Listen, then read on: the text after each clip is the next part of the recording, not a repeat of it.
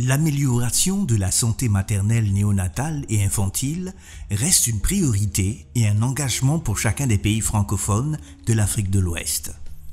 Ces dernières décennies, beaucoup d'efforts ont été consentis et des progrès significatifs enregistrés dans les pays et dans notre région.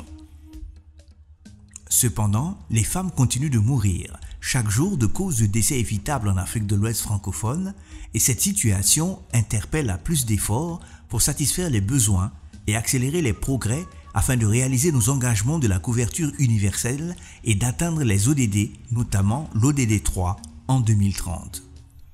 En 2021, selon le rapport sur les progrès mondiaux et les projections des objectifs de développement durable ODD dans la région ouest africaine, la mortalité maternelle est estimée à 347 pour 100 000 naissances vivantes pour un objectif de 70 en 2030. La mortalité néonatale à 31 pour 1000 pour un objectif de 12 pour 1000 en 2030 et 43% des femmes ont leurs besoins en planification familiale satisfaits pour un objectif de couvrir l'ensemble des besoins en 2030. Des défis énormes restent à relever.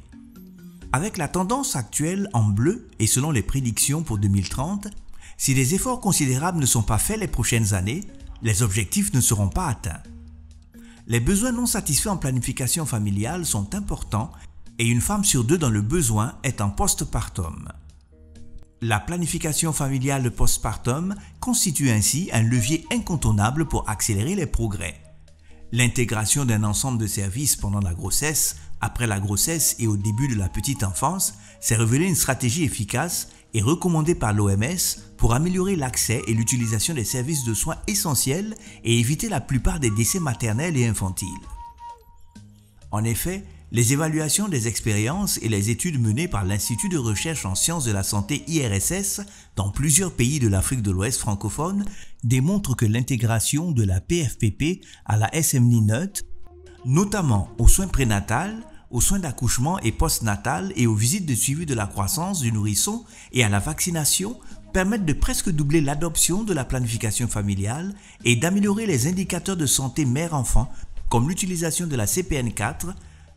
la GATPA,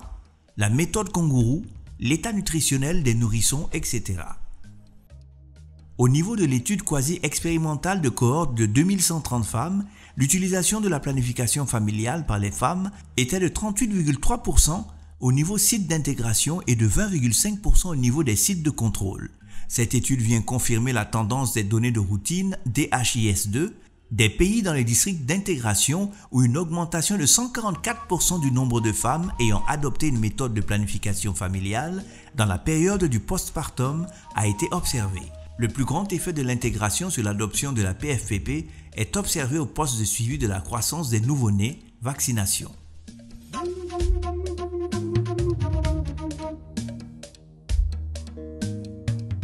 En réponse à la question sur l'efficience de l'intégration, l'étude de coût réalisée par l'IRSS révèle que le modèle intégré est plus efficace que le modèle classique dans l'amélioration de l'utilisation des prestations de santé et aussi le modèle intégré est moins cher et permet ainsi d'économiser les ressources. Un appel à l'action dans un contexte fortement marqué par des défis de ressources suffisantes dans les pays qui font face à de multiples priorités pour un développement inclusif durable où il urge de renforcer les synergies d'action pour une rationalisation des ressources existantes et meilleur impact.